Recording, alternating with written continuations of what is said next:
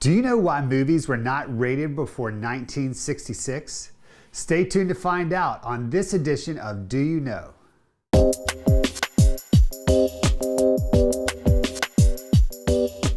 If you had asked me in high school or college why movies in the 1930s, 40s, 50s, and 60s seemed so wholesome compared to my generation, I would have answered similar to thousands of students and parents that I have posed this challenge to over the years. That's just the way things were back then, right? The good old days. Today's movies come out with a rating system such as G, PG, PG-13, or R. When asked, why do you think movies were not rated before 1966, 42% of Christian teens responded, it was the good old days. Films were more wholesome back then. What we tend to forget when answering historical questions such as these is the fallen nature of men and women, meaning that every era has had its issues and abuses throughout history.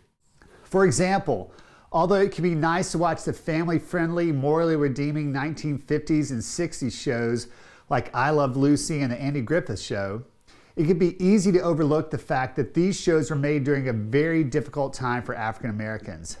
This was an era where the civil rights of African Americans were being violated in many parts of the country on a daily basis. As a matter of fact, shortly after the birth of filmmaking, while many filmmakers produced uplifting, wholesome films in the late 1800s and early 1900s, just like today, there were also numerous filmmakers who pushed the limits at the turn of the 20th century. Films that did not reflect the importance of being an image bearer of God. Christians decried these immoral films and fought vigorously for their elimination. As a result, some local governments set up censorship boards to deal with the content of objectionable films being produced in America. In fact, Chicago set up the first censorship board in 1907, while the mayor of New York decided to close all movie houses in 1908 as a result of the indecency of the productions being shown. But as we go through chapter 6, I think you'll be fascinated at the history of Hollywood. As we consider the birth of the moving image in America, it makes me think of the importance of the Apostle Paul's challenge to the Church of Corinth.